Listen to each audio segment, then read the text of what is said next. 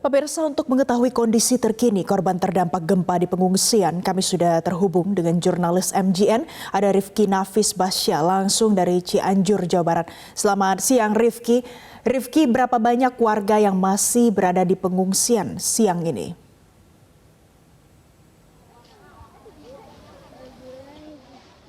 Ya, Valen dan juga pemirsa, memang saat ini saya sedang berada di salah satu posko yang berada di Kampung Banjar Pinang, Desa Cijedil, Kecamatan Cugenah. Dan untuk di posko ini sendiri saat ini ada sejumlah 120 pengungsi yang menempati posko pengungsian. Namun memang jumlahnya berbeda-beda untuk di daerah lain. Seperti di daerah lainnya di Mekarsari contohnya itu ada sekitar 1.000 pengungsi di sana, dan juga di daerah lainnya seperti Gunung Lunjang itu bahkan bisa mencapai 5.000 pengungsi tergantung dari poskonya masing-masing. Namun itu adalah jumlah kalkulasi dari seluruh ataupun total pengungsi yang ada di wilayah tersebut. Dan untuk di wilayah ini jumlahnya adalah 120 pengungsi. Dan memang saat ini memang pengungsi sudah terpusat di titik posko ini setelah sebelumnya pengungsi masih sempat memilih untuk berada di dekat dengan rumahnya masing-masing demi untuk menjaga harta benda yang masih berada di rumah mereka. Meskipun sudah menjadi puing-puing, namun harta benda tersebut belum sempat dievakuasi dan dikeluarkan begitu, sehingga mereka khawatir dengan keamanan harta benda mereka dan memilih untuk membangun posko mandiri di lingkungan dekat dengan rumah mereka. Namun saat ini semua sudah terpusat dan ada sejumlah 120 yang ada di posko ini. Itu pun setelah ada beberapa masyarakat yang dijemput oleh keluarganya untuk dapat tinggal di rumah ataupun tempat keluarga maupun keluarganya. Valen. Rifki, apa saja kebutuhan para pengungsi yang saat ini masih belum terpenuhi di sana?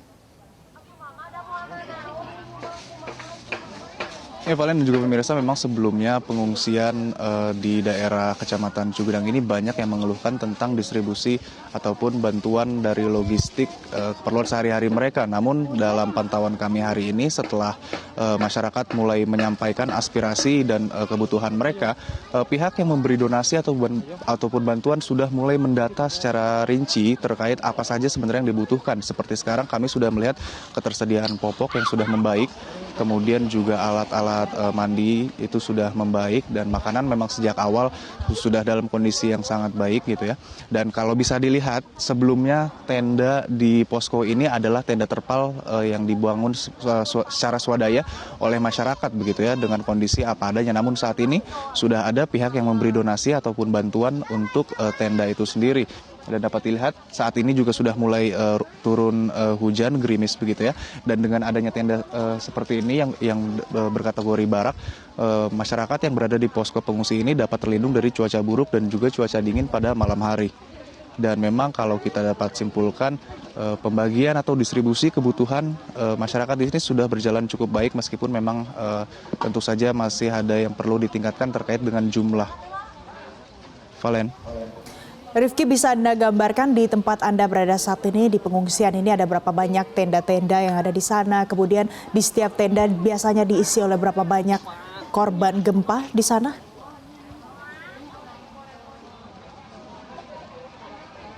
Ya, Valen dan juga pemirsa, memang saat ini kalau kita hitung ada beberapa tenda ya, bisa hampir 10 tenda di wilayah posko ini. Dan untuk tenda itu sendiri memang diisi dengan beberapa warga, karena jumlahnya termasuk sedikit dengan 120, sehingga tenda masih cukup terhitung luas begitu ya ketika dibagikan dan diisi oleh masyarakat yang mengungsi.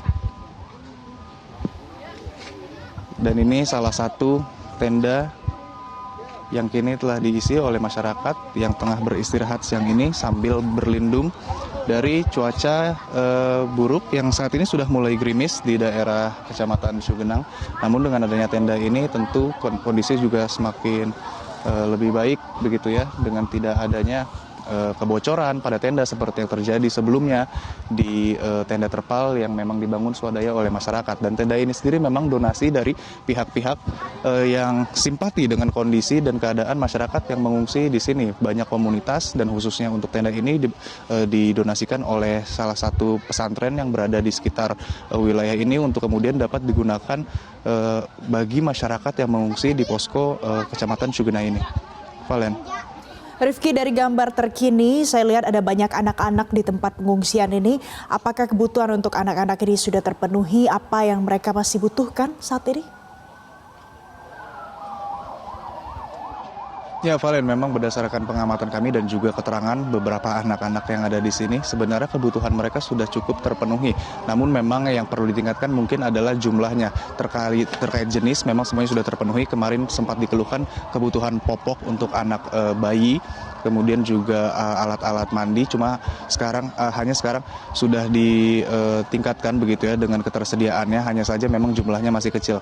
Dan kalau kita lihat memang masyarakat khususnya anak kecil di sini sudah mulai dalam kondisi yang membaik, di mana mereka sudah mulai berkegiatan dan juga beraktivitas seperti biasa. Namun memang kondisi ini sebenarnya dibalik keceriaan dan juga senyum mereka begitu ya, sebenarnya mereka juga menyimpan trauma yang mendalam karena memang bencana gempa yang terjadi di hari Senin itu sangat mengguncang mental dan juga psikis mereka.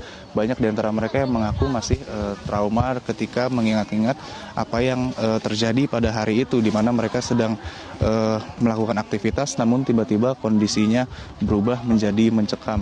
Dan memang mendengar dari perkataan pemerintah melalui Kementerian Sosial bahwa akan diadakannya program healing untuk anak-anak ini.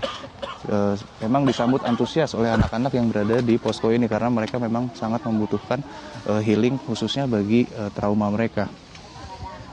Dan inilah kondisi salah satu tenda yang juga ada di posko ini, di mana masyarakat juga tengah istirahat begitu ya, sambil menunggu dan berlindung diri dari cuaca yang sudah mulai rintik-rintik di Kecamatan Cugenang.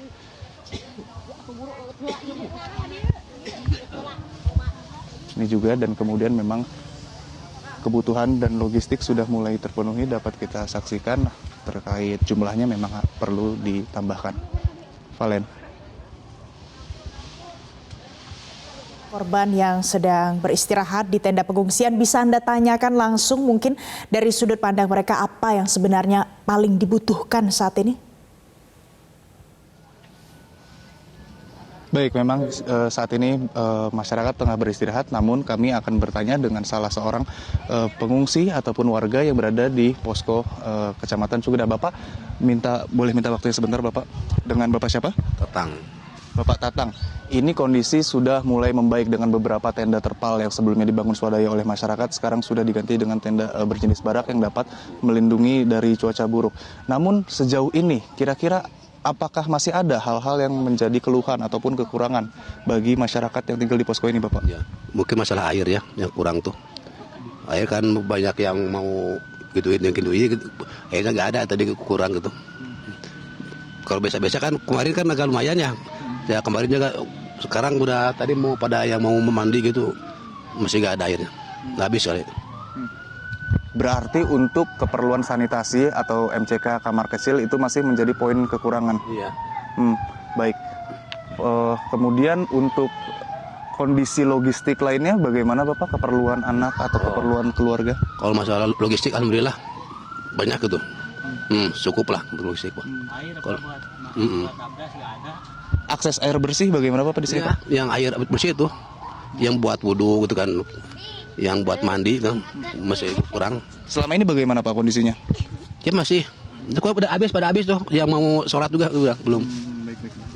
Ya, itu tadi keterangan dari Bapak Tatang, salah seorang warga pengungsi di posko salah satu kecamatan Cugena ini. Dan memang dalam keterangannya kondisi sanitasi, fasilitas sanitasi khususnya air bersih memang masih menjadi masalah. Valen. Rifki, apakah di sana Anda masih merasakan gempa susulan yang terjadi? Kita tahu ada banyak gempa susulan. Apa respon warga di sana saat gempa terjadi? Ya betul sekali Valen dan juga pemirsa, memang hingga saat ini wilayah Kabupaten Cianjur termasuk juga Kecamatan Cugenang ini masih terus mengalami gempa-gempa susulan, dan yang terbaru memang bahkan subuh tadi juga terjadi gempa susulan setelah sebelumnya gempa berkekuatan 4,1 skala Richter pada jam 1 dini hari waktu Indonesia Barat juga melanda Kecamatan Cugenang dan wilayah-wilayah lainnya di Kabupaten Cianjur. Dan memang untuk kondisi itu sendiri memang masih cukup mengagetkan bagi masyarakat dan mengkhawatirkan bagi masyarakat, karena memang banyak di antara mereka yang masih mengalami trauma setelah sebelumnya kehilangan rumah mereka, tempat tinggal mereka akibat dari gempa ini, dan bahkan banyak di antara mereka juga seperti yang kita tahu banyak yang kehilangan kerabat dan juga sanak saudaranya. Namun memang saat ini fasilitas kesehatan juga sudah membantu kondisi mereka dengan didirikannya posko-posko medik dan juga tenaga-tenaga kesehatan yang bekerja sama dengan berbagai pihak, salah satunya pihak kepolisian melalui Stukpa dan juga ID Sukabumi yang menyumbangkan posko medik, obat-obatan, dan juga menyediakan tenaga-tenaga kesehatan yang bahkan tadi pagi juga sempat memeriksa kesehatan masyarakat. Demikian yang dapat kami sampaikan, kembali ke studio.